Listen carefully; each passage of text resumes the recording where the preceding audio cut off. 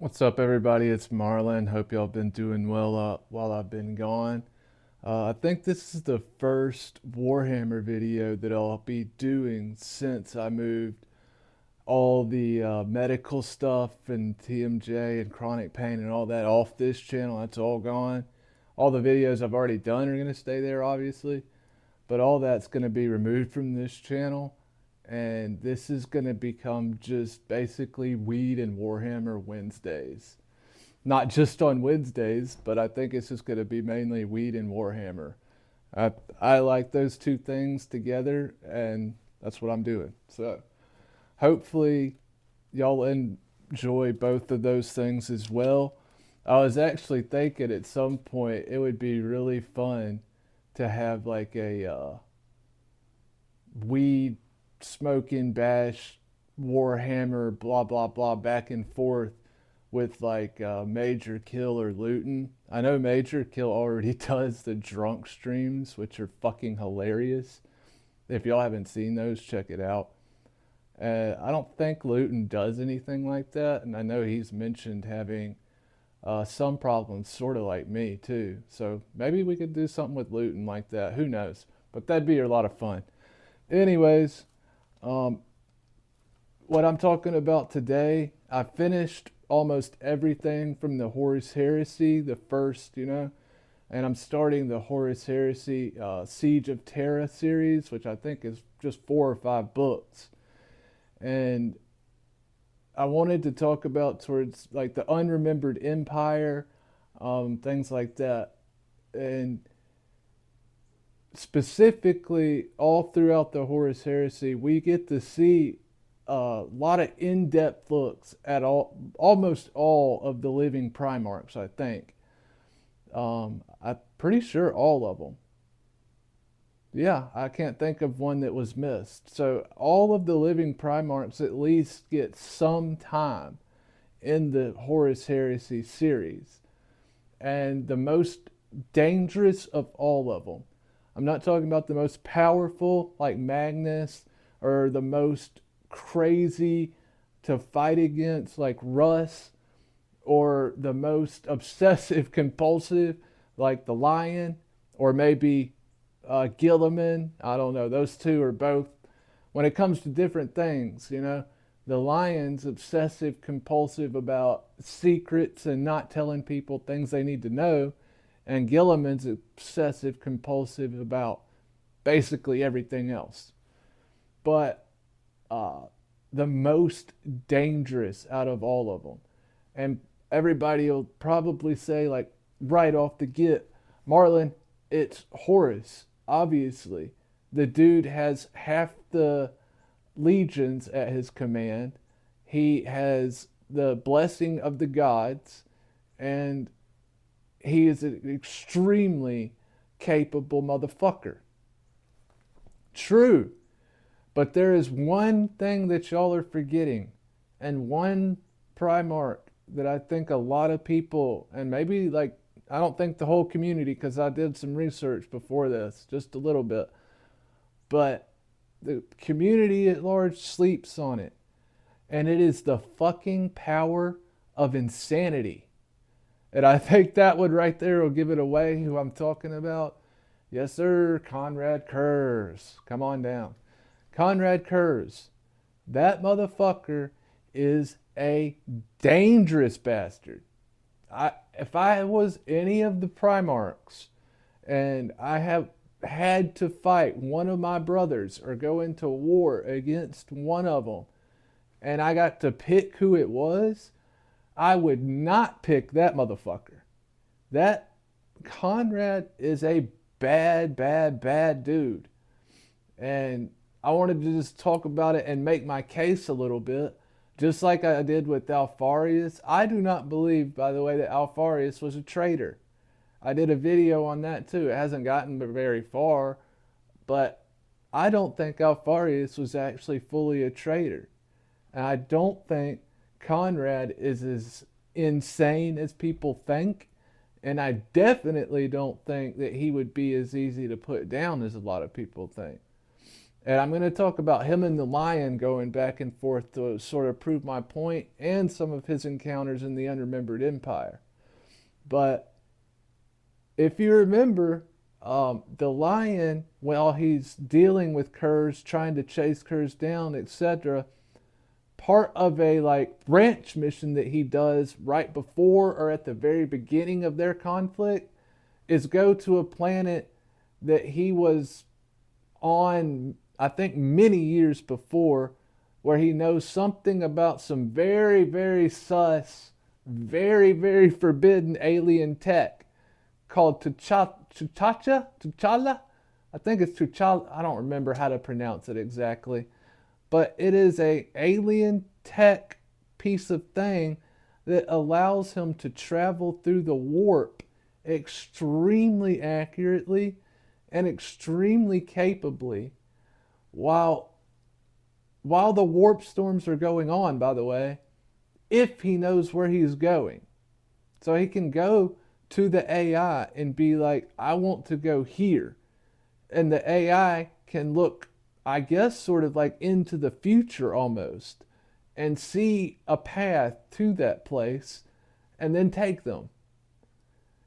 And that is a massive fucking advantage while the rune storm is going on, right? Now, Konrad is with Team Traders, so he's got easy passage through the ruin storms when he needs it, I would assume. And he assumes that the lion doesn't. And he really doesn't. The lion needs to know where he's going to try and get Kurze, where he's trying to engage in, blah, blah, blah. He needs to know a destination. But if he has that destination, he can get there pretty effectively. I think it's T'Challa. It's eating at my mind now. I do these, not live, but I do these stream of consciousness without any script. I've never used scripts. I don't like them. I do use like a bulletin's point, but no scripts. But the name is, anyways, I'm moving on. So, excuse me. The lion's using the AI very effectively, and even with that, Konrad still keeps the lion tied up and chasing him in a very, out of the way sort of part of space for months and months before they even have like a major conflict. I think the first one was on Segualsa, if I'm not mistaken, and I may be. But in that one, Konrad damn near kills the lion. He has him. I mean, he has that motherfucker. He is choking the life out of him. And the lion has got him like this, and, the blood and the spittle and the insanity is just pouring out of Kurze. He's just yelling at the lion, die, brother. And he has him. And the only reason that the lion walked away from that to have their further fights was that Kurze intervened, right?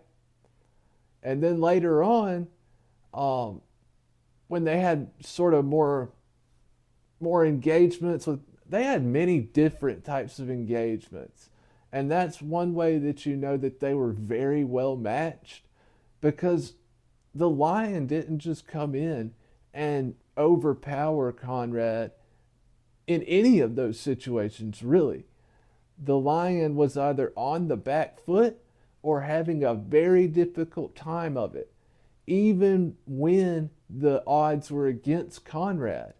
Like when they were on the Invincible Reason at the very end, and Konrad and Sevatar looks up at Konrad and he sees what Konrad's about to do. Konrad runs at the end of the battle on the Invincible Reason because all of his sons are about to be just murked, and the lion's just going to gather all his sons up, gather around, and take him out. So Konrad dipsets deep into the ship, and like I said in my video, the lion hunts Konrad Kurze. The lion spent over a month trying to hunt that motherfucker inside his ship and could not get him.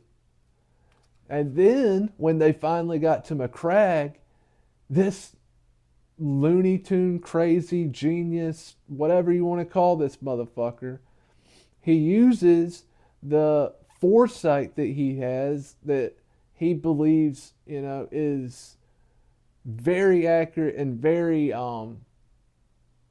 laid down. Like whatever, he'll filter through multiple visions a lot of times, but eventually he lands on one that he feels like is the most certain, and that thing is the most likely to happen.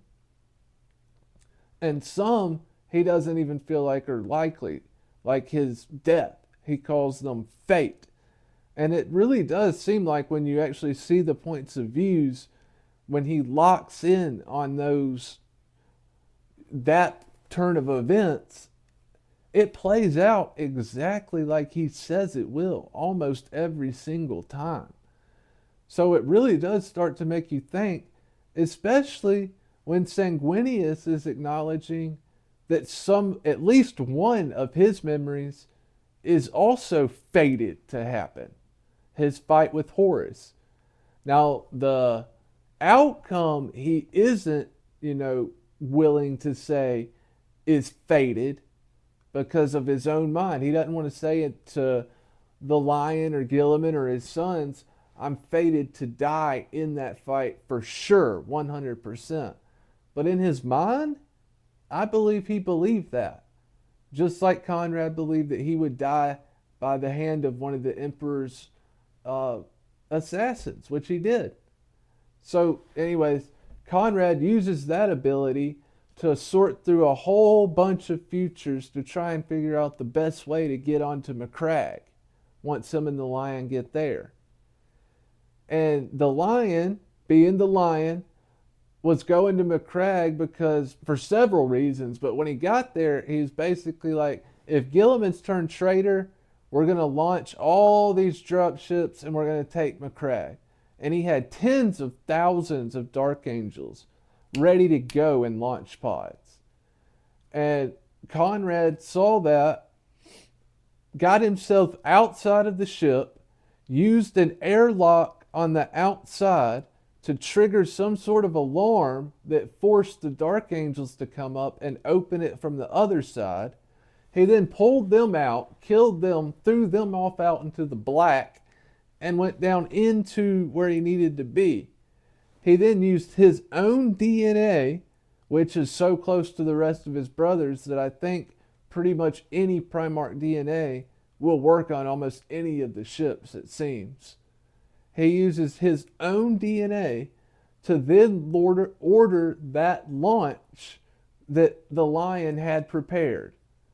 And he uses one of the pods to get down himself. And he did that because he realized if one pod drops, it'll just get blown to shit. But if 1,000 pods drop, then what? It increases his odds by orders of magnitude. Fucking genius. Excuse me.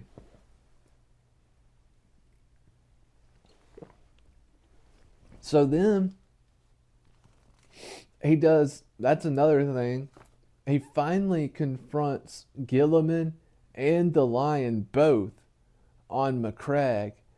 And that fight, he held his own against both of them. And those are two extremely capable Primarchs and brothers working together, and they could not kill him. I don't remember if it was before that or after this, but I think it was before. If y'all remember, there's a moment where Gilliman is assaulted by 10 traitor world eaters who had come in posing as Ultramarines in Gilliman's private office. This massive fight between him and 10 world eaters takes place. And that's the age-old question, could a Primarch kill 10 Space Marines? Yeah. But later, that same exact thing plays out again, except even worse odds for Konrad, because he's not fighting world eaters. Konrad is fighting the 10 wolf lords, the wolf pack, that Russ sent to watch out over all the other Primarchs, they showed up, found Gilliman, and these 10 wolves are the ones that Konrad fights. And he kills most of them much quicker than Gilliman did. Then later, him and Gilliman get into it, and the lion, and he holds his own against both of them, like I said. And at the end of that fight, him, Gilliman, and the lion would have both been fucking dead if it had not been for the Pharos device. That thing literally pulled them out of the room just as Konrad triggered a massive explosion that would have killed both of them, for sure. He then goes on later on to start a whole fucking rebellion on Macragge itself against Konrad, using people that Konrad's adopted father pissed off when he conquered them. And that goes on for months. And then eventually, through weird time warpy space stuff, Vulcan comes flying down through the atmosphere, lands on Macragge, and he's down in the tombs, blah, blah, blah. And at some point, he realizes that Konrad is on Macragge. Now, I may have that timing wrong, but the Vulcan may have arrived before Konrad and the Lion. I actually think he did. But as soon as the Vulcan comes back to life, he's insane, obviously. But when he starts feeling that Konrad is on the planet, and he does feel it, he goes nuts. He breaks out of that fucking room, and he gets straight to an armory, basically, and he goes right for Konrad. And if it hadn't been for Vulcan doing that, actually, Konrad absolutely would have killed Gilliman's, like, surrogate mother, basically, this lady that he absolutely loves. Konrad would have absolutely killed her. Yeah, so this was at the same time Konrad was fighting the wolves that the Vulcans coming to find him. We know how that plays out. They fight back and forth, and Vulcan eventually is killed by John Grammaticus using the Fulgurite, which was, I hate John Grammaticus so fucking much. Anyways, so again, Konrad is able to get out of that situation. Now we know that Vulcan could have killed Konrad when Vulcan was captive on his ship and breaking out, and he should have. But when they fought again, when Vulcan was nuts, had just come back from the dead for like the 58th time, and wasn't, on his game, he wasn't able to finish Konrad off then. So you see a pattern here. When he fought Sanguinius in the throne room, he could have absolutely hurt Sanguinius if he wanted to. He was not trying to hurt or kill Sanguinius during that fight, I don't think. And Sanguinius sort of thinks the same thing in his own mind from the point of view that we get. So, I don't know. Now, Sanguinius obviously wasn't in armor. He was at a disadvantage, yes. But still, Konrad is just holding his own in these situations where you think he wouldn't, over and over and over. Going back into history further, but just another example, when him and the Lion were having their fights, one of them was out into space, and Konrad was at a disadvantage. He fucking yeeted his whole fleet straight into the warp, no protection or nothing, dragging like half the Lion ships with him. The power of insanity is real, guys. And gals, I do believe there are gals that enjoy Warhammer. So that old trope is bullshit. There are those women out there. Just not many, I don't think. Anyways, so I think that my point is clear. I could talk about this for a while. I actually really enjoy Konrad. The crazy motherfucker has bodies hanging from the ceiling in his ship that he talks to. He is nuts. and maybe one of the sanest out of all of them at the same time, ironically. Anyways, let me know what you think about Weed and Warhammer Wednesdays. Let me know if I'm bloviating too much and should make these shorter, or if you like what I'm doing. I keep asking about these cameras on every video. Mine's coming out bluer than it should. If anybody has any advice, also just higher quality in general. But how do I get it to stop with the fucking blue? I'm not really great at tech, so I've done a lot of triaging and a lot of work, so I'm asking everybody now. Anyways, let me know what you think in the comments. Hit that subscribe button. I'll be getting at y'all a couple times a week at least with Warhammer and Wii stuff, probably more often. And hit that like button. Marlon 420. We'll be back with y'all soon. Cheers.